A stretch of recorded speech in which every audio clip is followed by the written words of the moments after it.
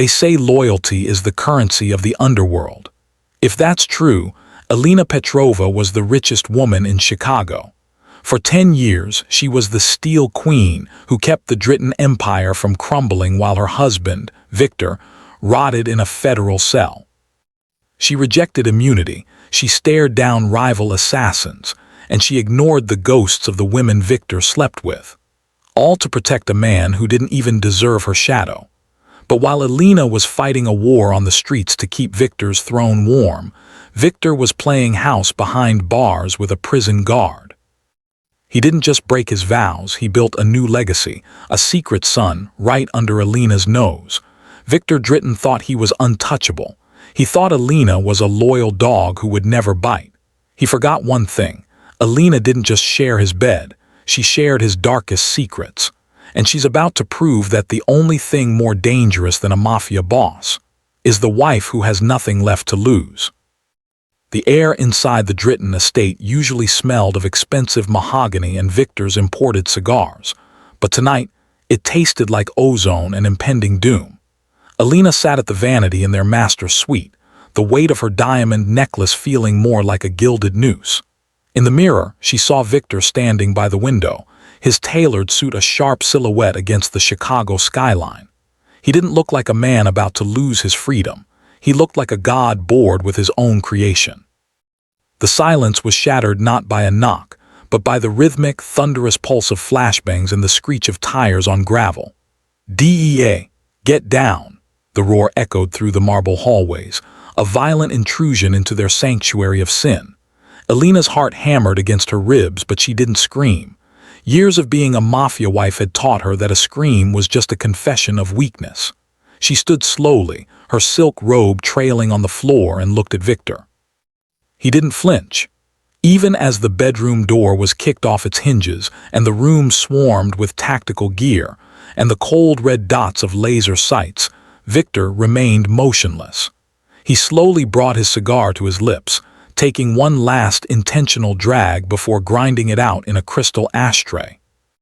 "Viktor Dritan, you are under arrest for conspiracy to distribute controlled substances and racketeering," a lead agent barked, his voice muffled by a gas mask. Elena watched as they forced Viktor against the wall. The sight of his hands, the same hands that had held her with cold indifference and led her through high society galas, being cinched into heavy zip ties, sent a shiver of terror through her. She stepped forward, her voice a fragile blade in the chaos. "Viktor." The agents blocked her path, but for a fleeting second the line of officers parted. Viktor turned his head. His expression was a chilling void. There was no fear, no regret, and most devastatingly, no comfort for the woman who had spent a decade cleaning up his messes and ignoring his betrayals. His eyes, dark and sharp as obsidian, locked onto hers. In that gaze, he didn't see a partner or a wife. He saw a tool he was temporarily putting back in the shed.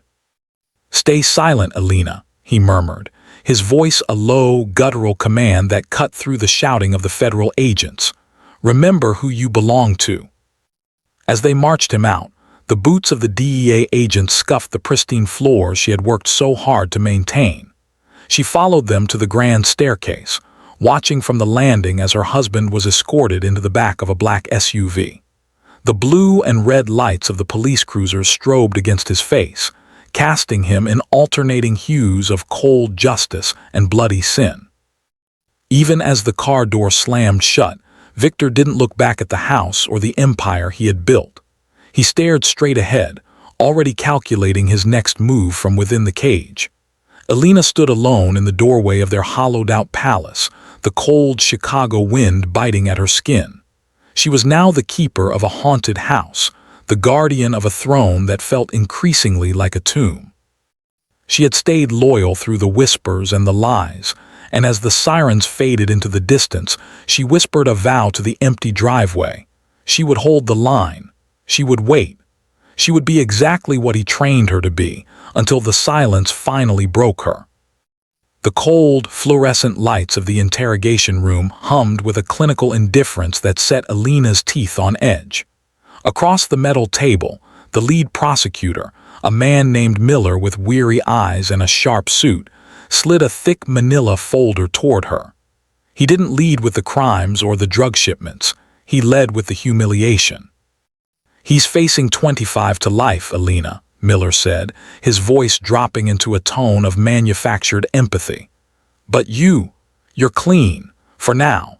We know you've been the pillar holding him up, but we also know what he's been doing while you were building his fortress." With a slow, deliberate movement, Miller began spreading a series of high-resolution surveillance photographs across the table. They weren't images of handoffs or ledger books. They were snapshots of Viktor in the back of dimly lit clubs, in the penthouses of the Gold Coast, and in the shadows of his own Tesla, draped in the arms of women who weren't his wife. Elena's gaze remained fixed and glacial.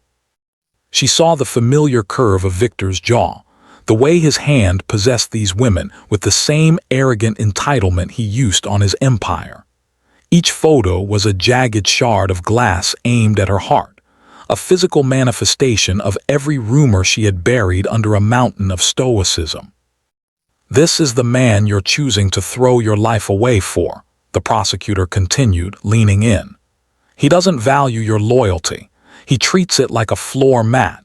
Give us the keys to the Chicago distribution network and we give you a new name, a new city, and the dignity he took from you." Elena felt the heat rising in her chest, but it wasn't the heat of a woman about to break. It was the forged fire of a martyr. To the world, these photos were proof of her husband's betrayal. To her, they were a test. Her flaw, that deep-seated, blinding loyalty, whispered that if she could endure this public shamming, she would finally be the only one left standing by his side. She would be the one he couldn't live without. She equated her worth with the weight of the crosses she could bear for him. She reached out and picked up the top photograph, Viktor laughing as a blonde woman whispered in his ear. Elena's hand didn't shake. She looked Miller directly in the eye, a faint, chilling smile touching her lips. "You think these are secrets?" she asked, her voice a low, melodic rasp. "I am the wife of Viktor Dritan. I don't just know his sins, I own them." Before the prosecutor could respond, Elena reached into her designer handbag and produced a sleek, silver lighter. With a practiced flick, a flame danced to life.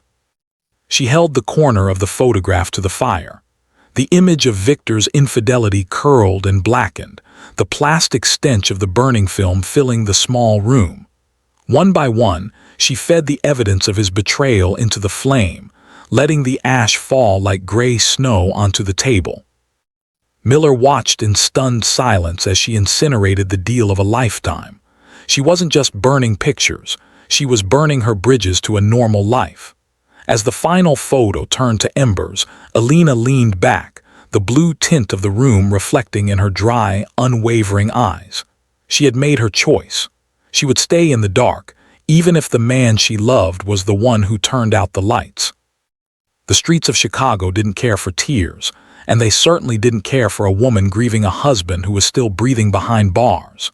In the weeks following Viktor's sentencing, the vultures began to circle the Dritan Empire.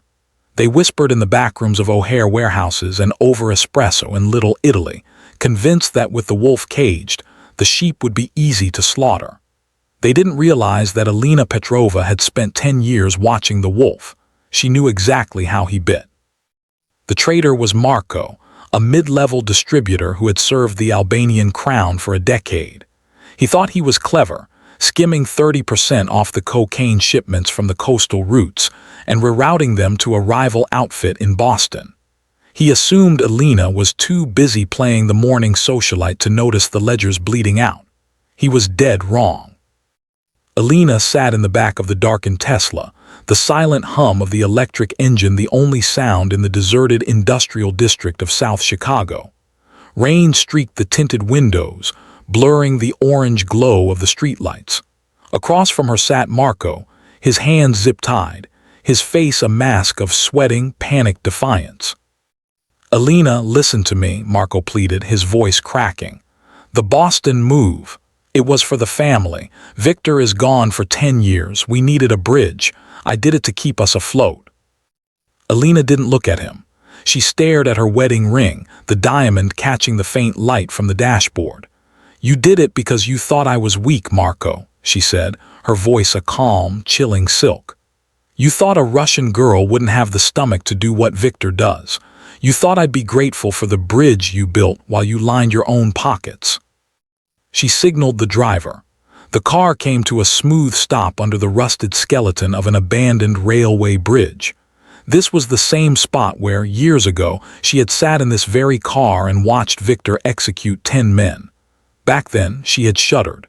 Tonight, she felt nothing but a cold, heavy resolve. "The DEA offered me a way out, Marco. I stayed loyal to this throne.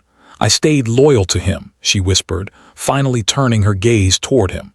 Her eyes were desaturated like the steel-gray sky of a Chicago winter. "If I let you live, I prove them right. I prove that the Dritan Empire is a house of cards." Two of Viktor's most loyal enforcers, men who had seen Elena's grit during the trial, opened the door and dragged Marco into the mud. He screamed, a jagged sound that was swallowed by the wind. Elena stepped out of the car, her heels clicking against the wet pavement with surgical precision. She didn't hand the job to the enforcers. She reached into her coat and pulled out a sleek, suppressed pistol. The enforcers stepped back, their respect for her shifting into a primal kind of fear. "For the family," she said, mimicking his lie. The muffled crack of the suppressed shot was barely louder than a heavy raindrop hitting the pavement. Marco fell silent. Elena didn't flinch. She didn't turn away. She watched the light leave his eyes, ensuring the message was clear to the men standing watch. She was no longer just the wife. She was the sentinel. She walked back to the car, wiped a stray drop of rain from her cheek, and looked at the camera lens on the Tesla's pillar. It was recording, just as it always did. "Drive," she commanded. The Empire was safe for another night, and the Steel Queen had officially claimed her crown. The heavy iron gates of Stateville Correctional didn't just lock Viktor Dritan away from the world. They provided him with a new, captive audience to terrorize and command. While Elena was navigating the shark-infested waters of the Chicago docks, Viktor was turning his cell into a throne room. The concrete walls were cold, but Viktor was colder. He didn't survive the yard by being the strongest. He survived by finding the crack in every man's armor. And in the case of the North Block, that crack was a woman named Sarah Miller. Officer Sarah Miller was a woman who had spent 5 years breathing in the scent of floor wax in desperation, her soul slowly eroding under the flickering fluorescent lights.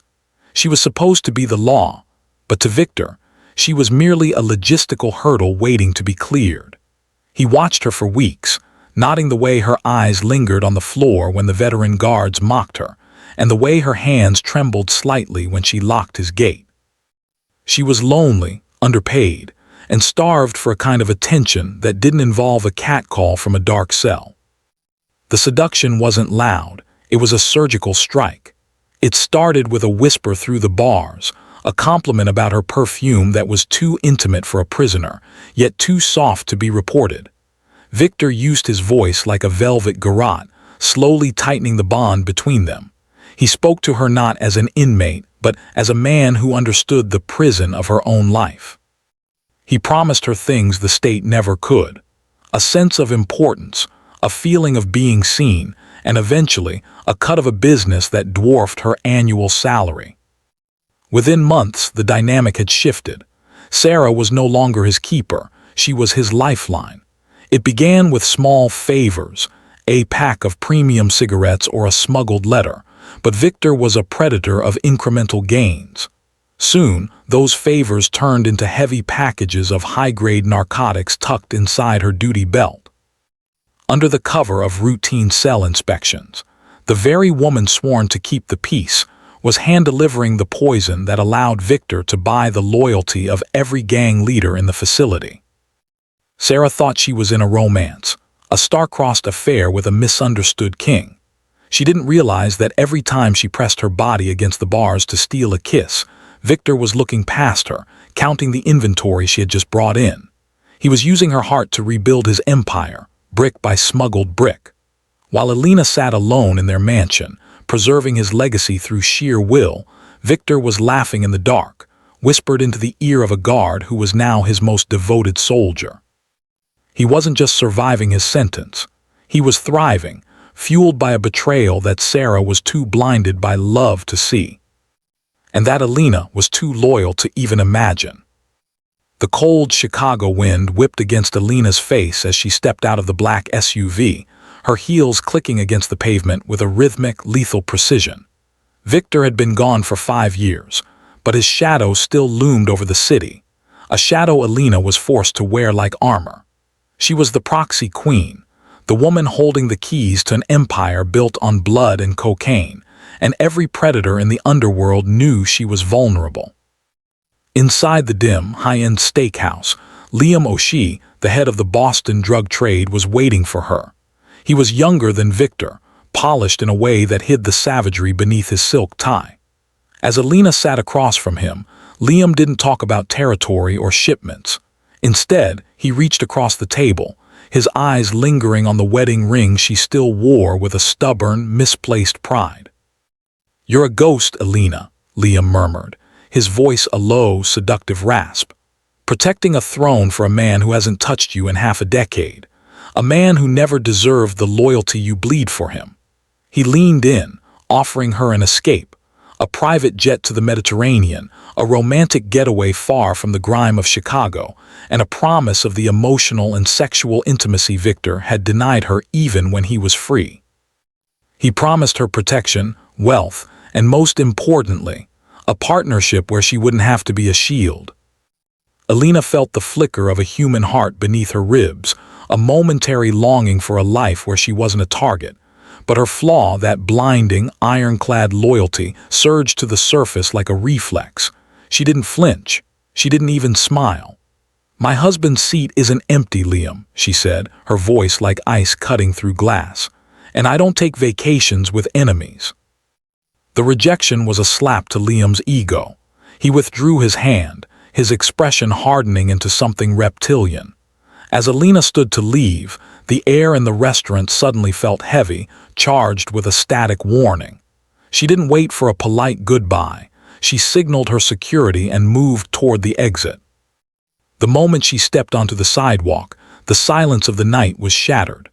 A black sedan roared around the corner, its tires screaming against the asphalt.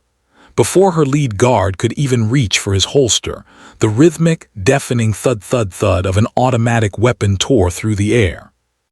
Glass from the restaurant front exploded behind her, raining down like diamonds in the gutter. Elena dived behind the engine block of her SUV as bullets stitched a jagged line across the door where her head had been seconds before.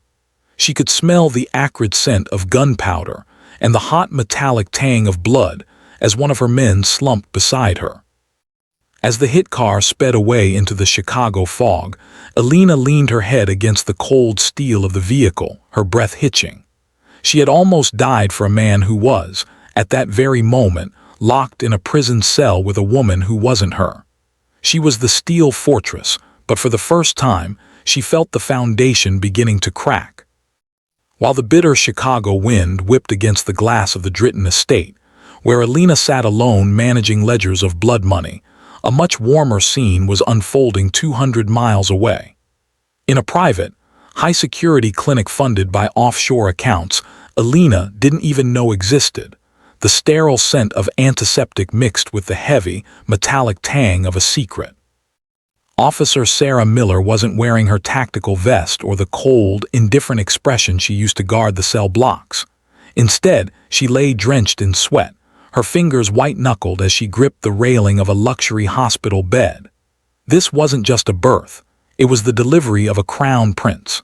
Outside the door, two of Viktor's most trusted ghost soldiers, men who had officially vanished from the Chicago streets years ago, stood sentinel. They weren't there to protect a guard. They were there to protect the legacy. As the first cry of the newborn pierced the quiet room, Sarah's exhausted face crumpled into a triumphant smile. The nurse, paid more in one night than she earned in a year to maintain absolute silence, cleaned the infant and handed him to his mother. He was perfect, tufts of dark hair and a jawline that already mirrored the ruthless man currently sitting behind bars in the Cook County Annex. Sarah whispered the name Viktor had chosen months ago during a whispered visitation: Adrian. Back in the prison, a smuggled burner phone vibrated against Viktor's thigh. He retreated to the shadows of the weight yard, away from the prying eyes of the few guards he hadn't yet bought. He opened a single encrypted message. It was a photo of a tiny, wrinkled hand clutching a hospital ID bracelet. A slow, predatory grin spread across Viktor's face, a look of pure, unadulterated ego. For years, he had treated Elena like a broken tool because she hadn't given him an heir. He had let her believe she was the sole keeper of his flame, the steel queen protecting his empty throne. But as he stared at the screen, the truth was as cold as a prison floor. Elena was nothing more than a placeholder. She was the shield used to absorb the bullets and the legal heat, while he built his real future in the dark. He didn't think of his wife's 10 years of isolation. He didn't think of the DEA deals she had shredded or the rivals she had buried to keep his name alive. To Viktor, Elena was a loyal ghost, and ghosts don't mind being forgotten. "My son," he breathed, the words of vow of war. In that moment, the betrayal was fully born. While Elena was in the city, breaking her back to ensure Viktor had an empire to return to, Viktor was already mentally erasing her from the script. He had his heir. He had a new queen in a badge.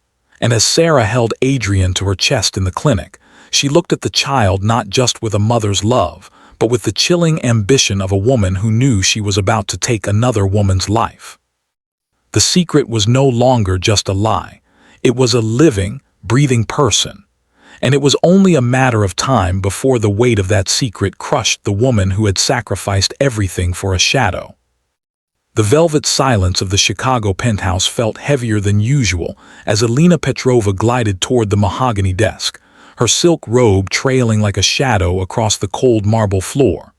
On the wall hung a hand-painted calendar, a stark contrast to the high-tech security monitors flickering nearby. With a steady hand, she picked up a silver pen and drew a crisp, deliberate X through the date. 3,650 days. That was the price of her silence. That was the weight of the crown she had worn as the proxy queen of the Dritan Empire. For 10 years, she had operated in the gray space between devotion and despair, ruling with a ruthlessness that made the city forget Viktor was ever gone.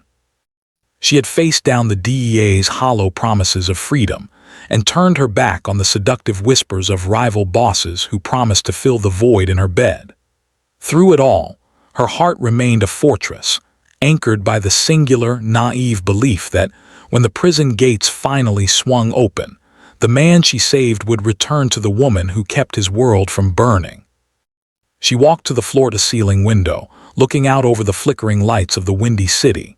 To the streets, she was the steel queen, but in the quiet of the night, she was merely a woman marking time. Her reflection in the glass showed a face that had grown sharper, eyes that had learned to hide every flicker of pain. She had endured Viktor's public humiliations and his constant search for an heir she couldn't provide, viewing each betrayal as a test of her endurance. She told herself that his cruelty was just the byproduct of his power, a storm she was destined to weather. In her mind, she was preparing a hero welcome. The finest silks were laid out, the vintage wines were breathing, and the logistics for his first night back were orchestrated with the precision of a military operation. She imagined the look of gratitude in Viktor's eyes, the moment he would realize that while he was building a legend behind bars, she was the one who ensured he had a kingdom to return to. She touched the wedding ring on her finger, the gold cool against her skin. She still believed in the sanctity of the family, the Albanian code of honor that she had adopted as her own. She didn't know that while she was counting down the seconds to his embrace, Viktor was counting down the seconds to her replacement. She didn't know that the family she was protecting was already a ghost, replaced by a secret life fueled by the betrayal of a prison guard and a son she had never met. For now, in the final hours of the long wait, Elena Petrova was still the loyal wife, standing guard over a throne built on lies, waiting for a man who was bringing her destruction home with him. The heavy iron gates of the Dritan estate groaned open, welcoming the king of Chicago back to a throne he hadn't sat upon in a decade. Elena stood at the top of the marble staircase, her breath hitching in the cold morning air. She had spent 3,650 days preparing for this moment. She had dressed with surgical precision, wearing a silk gown the color of a bruised plum, regal, resilient, and mourning the years she had given away. As the black SUV came to a halt, the door opened and Viktor stepped out. He looked older, his features sharpened by the harsh fluorescent lights of a cell, but his aura of predatory dominance remained unshaken. Elena felt a surge of the old, familiar loyalty, the flame she had shielded from the wind for 10 long years. She moved toward him, her hands trembling slightly, ready to finally collapse into the arms of the man she had saved from total ruin. "Viktor," she whispered, her voice thick with a decade of unshed tears.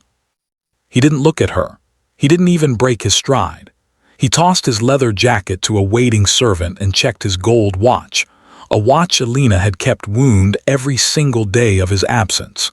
His eyes scanned the foyer, not with the warmth of a man returning home, but with the cold calculation of an inspector checking his inventory. "The shipments from the north side are down 4%, Viktor said, his voice like gravel grinding on silk. No greeting, no embrace, just business. Elena froze, her arms half extended. "I kept the empire alive, Viktor. I fought off the Boston families. I stood by you when the feds had the cuffs on my wrists. I thought today was about us." Viktor finally turned his gaze to her, but there was no spark of recognition, no flicker of the passion that once defined their volatile union. To him, she wasn't the woman who had sacrificed her soul for his freedom. She was merely a placeholder who had stayed past her expiration date. "There is no us in this business, Elena. Only the empire," he snapped. He began to walk toward the west wing, the opposite direction of their master suite. "Viktor, where are you going?" she asked, her heart hammering against her ribs. "Our room is this way. I've had it prepared. Everything is exactly as you left it." He stopped at the base of the secondary staircase and looked back at her with a chilling, detached arrogance. "I'm not sleeping in that bed. I've spent 10 years in a cage, Elena. I've grown used to my own space. Have the servants move my things to the guest wing. I want total privacy. No interruptions." The words felt like a physical blow to her chest. She had stayed pure for him, rejecting the advances of powerful men and the comforts of a normal life, all to preserve the sanctity of a marriage he was now treating like a discarded contract. The silence that followed was deafening. Elena watched his back as he climbed the stairs, the distance between them growing far wider than the miles of wire and concrete that had separated them for the last decade. She stood alone in the grand foyer, the steel queen suddenly feeling like a ghost in her own palace. For the first time, the blindfold of loyalty began to fray. Viktor hadn't just returned home. He had returned to remind her that in his world she was never a partner. She was just a loyal dog who had served her purpose. The air in the Dritan estate had grown frigid since Viktor's return, a sharp contrast to the humid Chicago summer pressing against the windows. Elena moved through the master suite like a ghost in her own home, her footsteps silent on the hand-woven rugs. Viktor had been back for 3 weeks, yet the distance between them felt vaster than the 1,000 miles of concrete that had separated them during his decade in prison. He was physically present, but his spirit was elsewhere, guarded by a coldness that even his most ruthless enemies hadn't witnessed. He treated her with a clinical indifference, a man acknowledging a business partner he no longer had a use for, rather than a wife who had sacrificed 10 years of her youth to keep his name feared on the streets. Viktor had left for an unscheduled meeting at dawn, leaving his heavy cashmere overcoat draped carelessly over the mahogany chair, a rare moment of disarray for a man so meticulously controlled. Elena approached the garment, intending to hang it away, but as she lifted it, the weight felt uneven. A dull, plastic thud echoed from the deep inner pocket. Her heart, already brittle from weeks of his emotional neglect, gave a singular, heavy throb. She reached inside, her fingers brushing past the familiar scent of expensive tobacco and the cold steel of his lighter. Her hand emerged holding a small, brightly colored plastic dinosaur. It was a cheap toy, the kind found in a grocery store aisle or a doctor's waiting room, its painted yellow eyes staring back at her with a haunting innocence. Elena stood frozen, the garish plastic clashing violently against the muted elegance of her bedroom. Viktor didn't have nieces or nephews. Their inner circle was comprised of hardened men and silent women who didn't bring children to drug hand-offs or strategy meetings. There was no logical reason for a ruthless Albanian mafia boss, a man who had just spent 10 years in a federal cage, to be carrying a child's plaything in his pocket. She turned the toy over in her palm. It was worn, the paint chipped at the edges, suggesting it had been handled frequently by small, restless hands. A cold realization began to seep into her bones, more chilling than the Chicago wind. She remembered the whispered rumors she'd suppressed, the way Viktor's eyes would drift toward the clock during their brief prison visitations, and his sudden, unexplained disappearances since his release. The toy wasn't just plastic and paint. It was a physical manifestation of a world she didn't belong to. While she had been the Steel Queen, fending off the Boston mob and rejecting the FBI's offers of a clean life to protect his throne, Viktor had been building something else. He hadn't just been surviving the isolation of prison. He had been thriving in a secret reality, one that included a son she had never been allowed to bear for him. The dinosaur slipped from her trembling fingers, landing silently on the rug. The blind loyalty that had been her armor for a decade didn't just crack, it shattered. The stoicism she had worn as a badge of honor now felt like a shroud.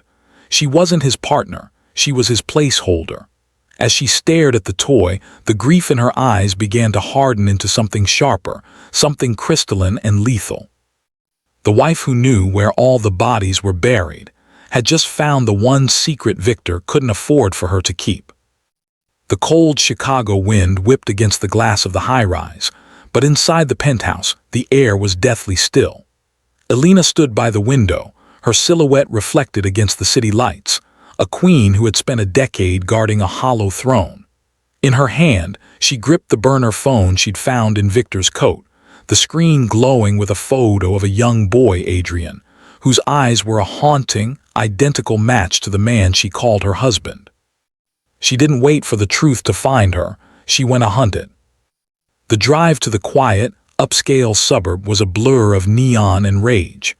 Elena pulled her car to the curb in front of a modest house with a well-kept lawn, a home paid for with the blood money she had earned for Viktor while he was behind bars.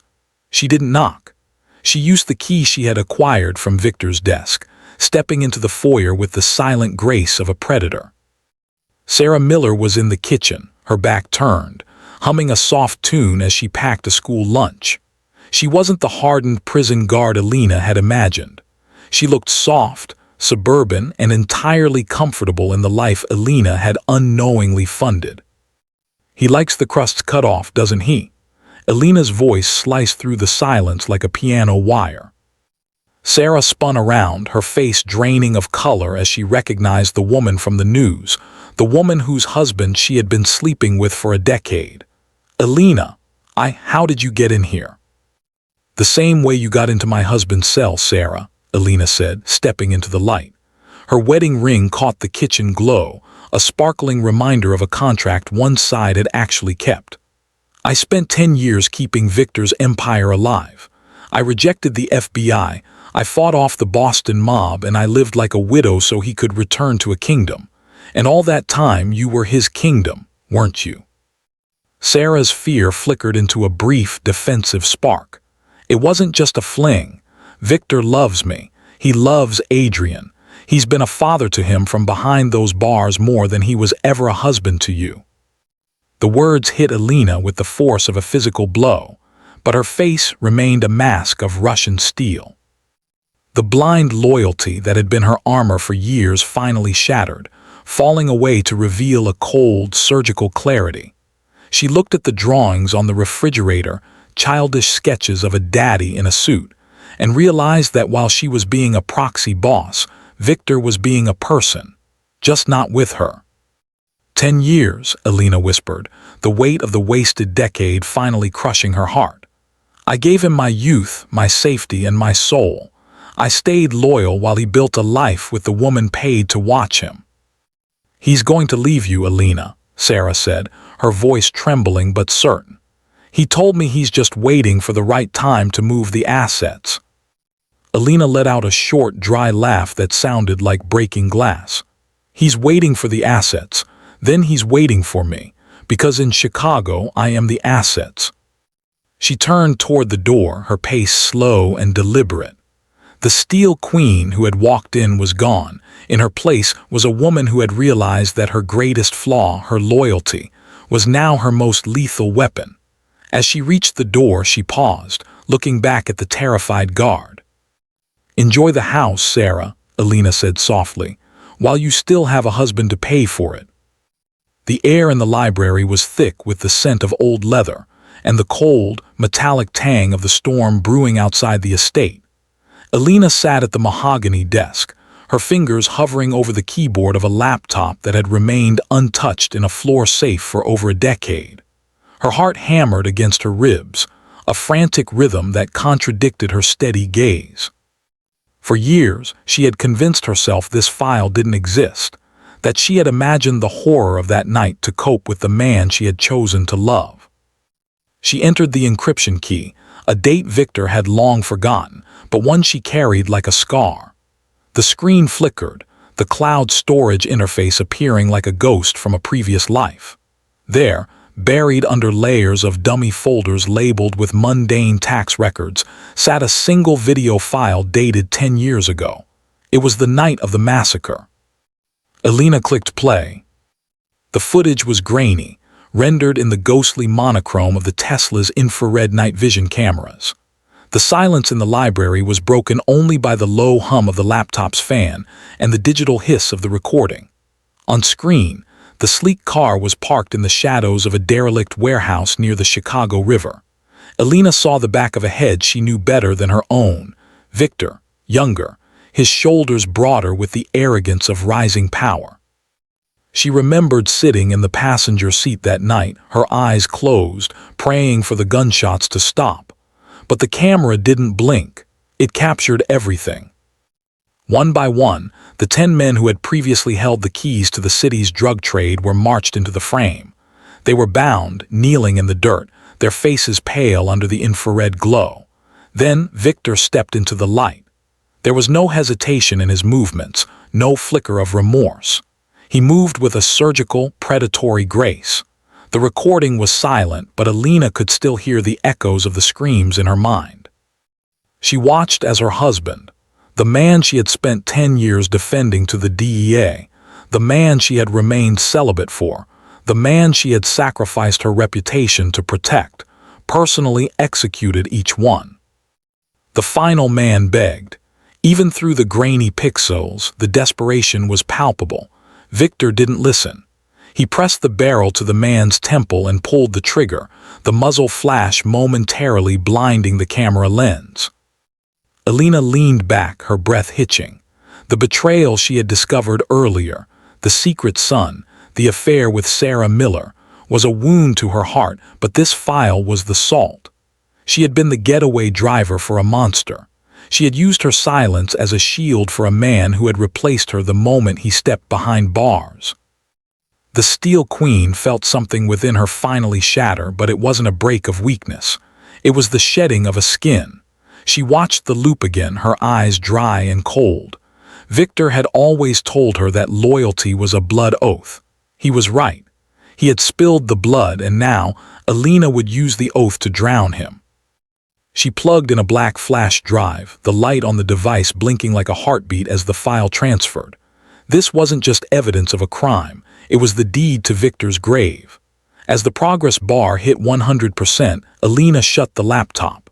The storm outside finally broke, rain lashing against the windows, but inside the Queen had never been more calm. She had the secret. Now she just needed to deliver the sentence. The cold Chicago wind whipped through the bare branches of Lincoln Park, But Elena Petrova didn't shiver. She stood by the edge of the frozen lagoon, her designer coat buttoned tight, looking every bit the grieving mafia wife she was supposed to be.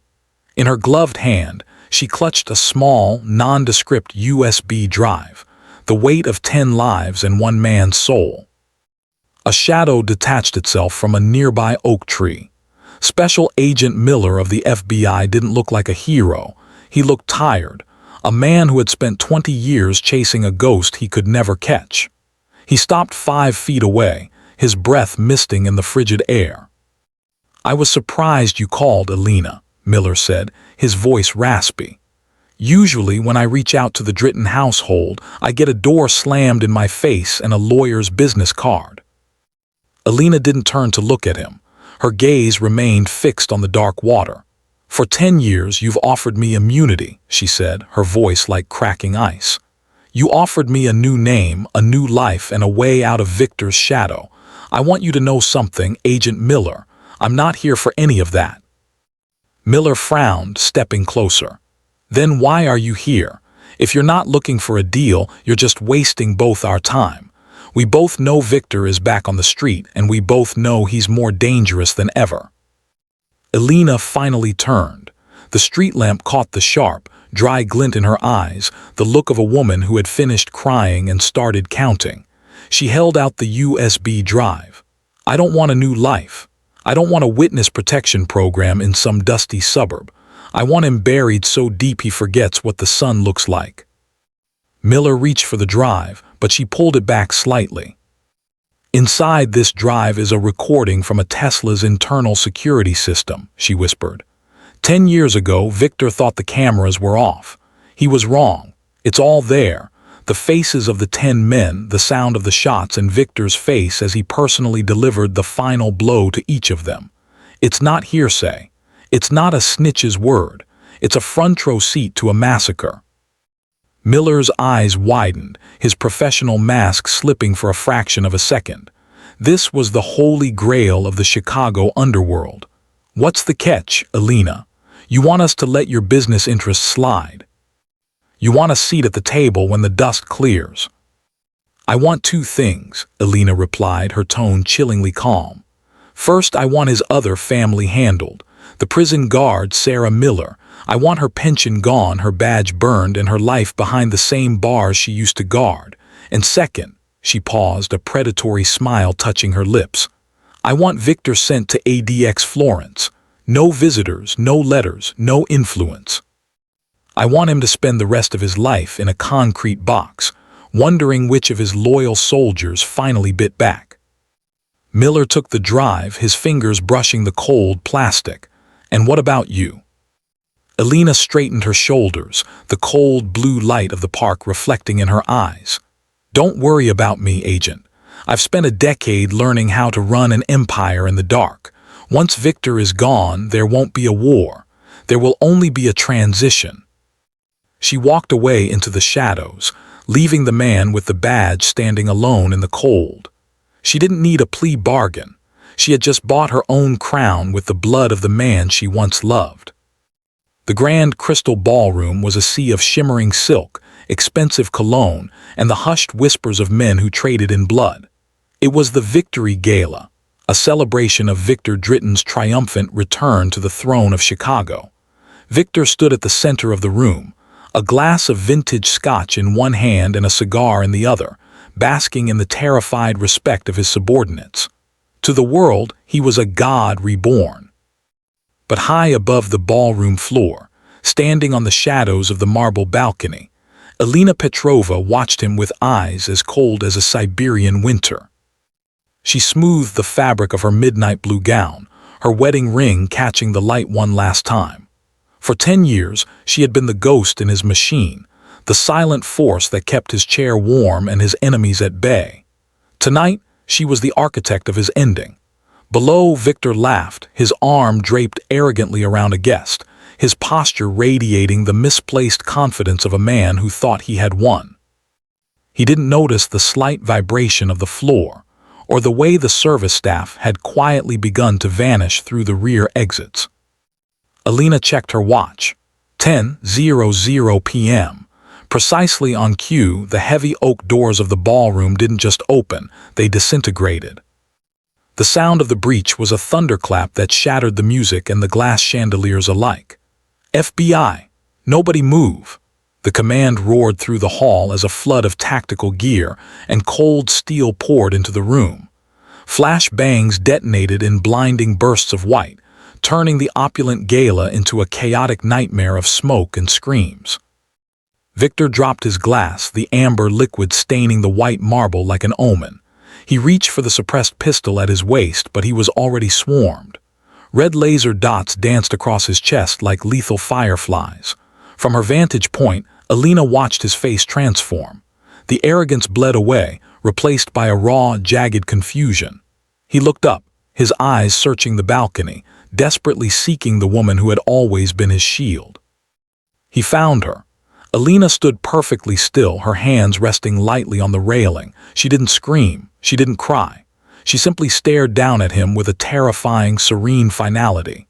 In that moment, as the agents forced Viktor to his knees and pressed his face into the cold stone, he saw it in her gaze.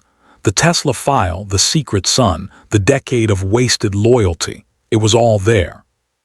"Elena," he bellowed, his voice cracking as the handcuffs ratcheted tight. "Elena, do something." She didn't move. She watched as the FBI lead investigator looked up at her and gave a single, imperceptible nod. The bargain was sealed. As the agents dragged the once great Viktor Dritan toward the exit, stripping him of his dignity in front of the very men he sought to lead, Elena finally turned away. The king was dead, and as the sirens wailed outside, the queen began to walk toward the nursery to wake the boy who would now be her only legacy. The empire was hers, and she had burnt the world just to sit on the throne alone. The heavy iron door of the transport bus hissed open, but Viktor Dritan didn't see the sky. He saw only the cold, gray silhouettes of the Rockies, a jagged horizon that would be his last glimpse of the world. He was processed into ADX Florence like a ghost entering a tomb. The Alcatraz of the Rockies lived up to its name. Here, power wasn't measured by how many men you could command, but by how many minutes of silence you could survive. Viktor's new world was a 7x12-foot concrete box. The bed was a slab of stone, the desk was a protrusion of cement, and the soul of the man who once ruled Chicago was rapidly evaporating in the fluorescent hum of 24-hour surveillance. There were no guards to bribe here. There were no warders like Sarah Miller to seduce with promises of a better life. The walls were thick enough to swallow a scream, and the only face Viktor saw was his own, reflected in the polished steel that served as a mirror. Back in Chicago, he had built a gang that feared no one. He had ruled with total ruthlessness, a king who believed his throne was permanent. Now, the only thing he ruled was the dust motes dancing in the sliver of light from his 4-inch window. Every hour felt like a year. The near-total isolation was a surgical strike against his ego. In the silence, the images he had tried to bury began to resurface. The faces of the 10 men he had executed in the back of that Tesla, their final moments recorded by the very woman he had dismissed as a puppet. He realized now that Elena hadn't just sent him to prison, she had deleted his existence. He had spent 10 years in a standard cell building a shadow empire, but ADX was different. This was the Supermax, where influence went to die. There were no contraband phones, no messages passed through the yard, and no way to reach the son he had fathered in secret. He was a lion in a shoebox, stripped of his claws and his crown. Every night as the automated lights dimmed, Viktor lay on his concrete slab and thought of his wife. He had called her a loyal dog, but she had turned out to be the architect of his extinction. She hadn't just taken his freedom, she had taken his legacy. She had taken the boy, Adrian, and turned him into a Petrova, erasing the Dritan name before it could even begin to take root. As the reality of a life sentence without the option of parole finally settled into his bones, the ruthless mafia boss of Chicago was reduced to a number in a high-tech grave. The world moved on without him, led by the woman who had stayed loyal until his own darkness finally broke her. And then, it broke him. The heavy oak doors of the Dritan boardroom swung open with a slow, deliberate groan, but the woman who stepped through them was no longer the shadow of a man.